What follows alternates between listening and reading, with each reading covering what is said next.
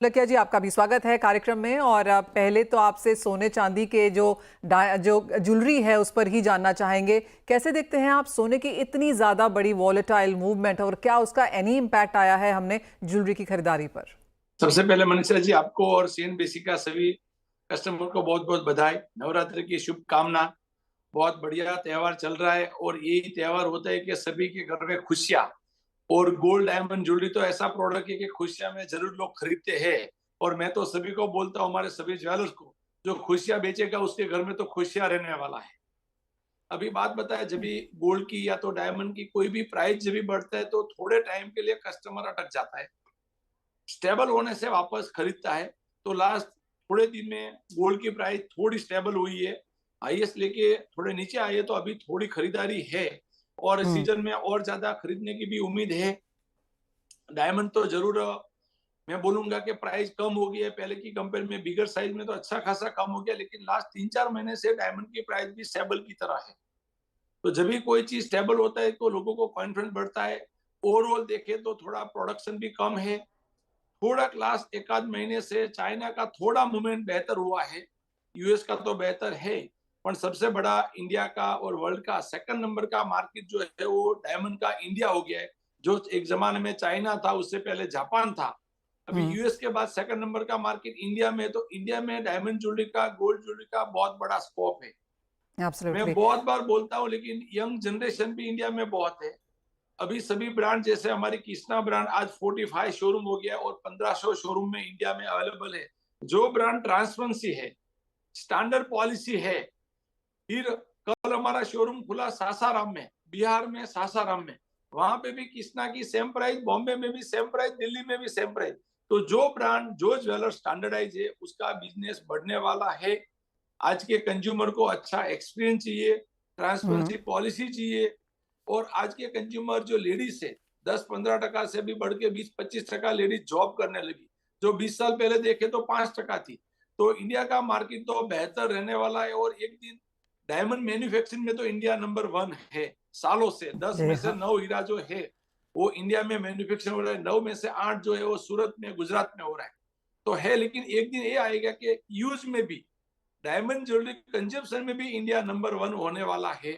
क्योंकि natural absolutely. Diamond जो है उसकी हम्म। माइनिंग वर्ल्ड में बहुत लिमिटेड है। और जी। ये 7-8 साल की प्रोसीजर के बाद उसमें से डायमंड आता है। लास्ट 7 साल हम्म। में कोई डायमंड की नई माइनिंग मिली नहीं है। तो डिमांड एब्सोल्युटली। बढ़ने से तो शायद ये भी हो सकता है कि शायद नेचुरल डायमंड इतना पूरा नहीं कर पाए। तो इंडिया में हम्म। डायमंड ज्वेलरी का तो बहुत बड़ा स्कोप है। लेकिन मैं उसमें जरूर बोलूंगा सभी हमारे कंज्यूमर को, जहाँ पे ट्रस्ट है, विश्वास है, ट्रांसपेरेंसी है, वहां पे हम्म। आप प्रोडक्ट खरीदिए। तो कभी भी आपको पैसे की जरूरत नहीं पड़े।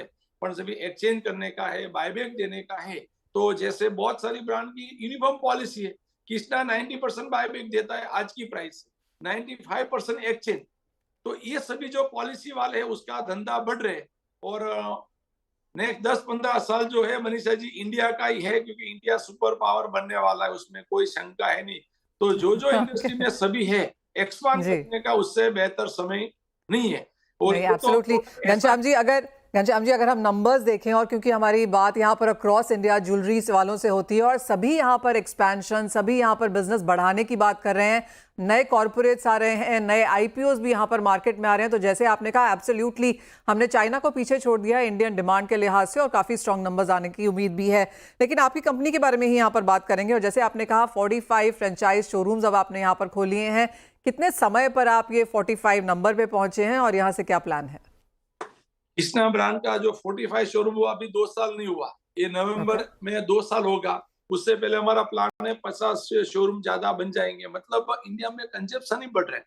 आपकी बात जी। सही है कि सभी एक्सपांड कर रहे हैं, लेकिन अभी क्या डबल डिमांड है। एक्सपांड कर रहे हैं, वो इन्वेंट्री के लिए भी डिमांड है, और जो एग्जिस्टिंग बिक रहे उसकी भी डिमांड है। तो अभी का जो समय है वो दोनों की वजह से ज्यादा बढ़ रहा है। तो 45 शोरूम हो गया, बहुत जल्दी हमारा प्लान है 100 से ज्यादा शोरूम इंडिया में होवे। और डायमंड ज्वेलरी किसी को लेने का होए तो उसमें कृष्णा का नाम हो, वो भी हमारा प्लान है। और मार्केट भी बहुत बड़ा है। और फॉरेन हम्म। में तो माल बेचते, उससे इंडिया में बेचेंगे तो अपना वाला जब भी पहनेंगे तो उसकी खुशियां कुछ अलग ही रहती है। तो जी हाँ। शॉप एंड तो शॉप जो घनश्याम जी, 1500 शोरूम में अवेलेबल है और 45 शोरूम आज की तारीख में कृष्णा का है। दान घनश्याम जी, जैसे आपने कहा कि एक्सपोर्ट की डिमांड बहुत ज़्यादा स्ट्रांग नहीं है और इंडियन डिमांड यहाँ पर much on the higher side है, तो कुछ नंबर्स जो आप लोगों ने ऑफिस में यहाँ पर कैलकुलेट किए होंगे, किस तरह की डिमांड ग्रोथ हमने भारत के बाजारों में इस साल आते हुए देखी है और अगले साल के लिहाज से क्या परसेंटेज इंक्रीज की एक्सपेक्टेशन है? इंडिया में जो डायमंड मार्केट जो है 10 से 15% बढ़ेगा ये साल, ओके। क्योंकि डे बाय डे सभी ज्वेलर्स जो ट्रांसपेरेंसी पे जा रहे, यूनिफॉर्म पॉलिसी पे जा रहे, डायमंड की अवेयरनेस बढ़ रही है। पहले ये था कहाँ से लूं, कैसे पता, अभी सर्टिफिकेट हो गया है और अच्छे कंज्यूमर जो है वो अच्छे एक्सपीरियंस करना चाहते हैं, उसके लिए ज्यादा ब्रांडेड जो है वो ग्रोथ हो रहा है। तो 10 से 15% ये साल में डायमंड ज्वेलरी का ग्रोथ होगा। ओके। एक और चीज़ यहाँ पर घनश्याम जी, और इवन एज नेचुरल डायमंड के प्राइसेस अपने हाईज से काफ़ी गिर चुके हैं तो ऑब्वियसली उसकी डिमांड यहाँ पर बढ़ी है, लेकिन जिस तरह से लैब ग्रोन में यहाँ पर बढ़त आते हुए देखी है, उस सेक्टर को आप कैसे देख रहे हैं? लेब्रॉन जो है वो भी ग्रो हो रहा है, लेकिन वो अलग सेगमेंट होगा। अभी डायमंड ज्वेलरी के साथ उसकी कंपेयर नहीं होगा। अभी आपने सुना होगा कि ये टाटा वाले ने भी लॉन्च किया हुआ है, तो अलग ही जी। सेगमेंट है। जो अलग सेगमेंट में जाएंगे तो उसका भी बढ़ेगा। हो सकता है जो कंज्यूमर फैशन में जो यूज करे, यूज एंड थ्रो में जो यूज करे, उसकी जगह पे शायद डायमंड, नेचुरल डायमंड की जगह पे लेब्रॉन डायमंड वहां पे हो सकता है चले, पर जो रियल डायमंड नेचुरल है उसके साथ तो वो डायमंड की कंपेयर है नहीं। और धीरे धीरे दोनों का कंज्यूमर भी अलग बन जाएगा।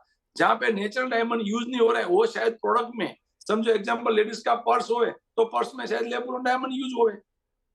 तो अलग अलग बहुत सारे ऐसे एसेसरीज है कि उसमें लेब्रॉन डायमंड की नया मार्केट डेवलप हो सकता है, पर मेरे जी। को नहीं लगता कि डायमंड के साथ इतनी कंपेयर है।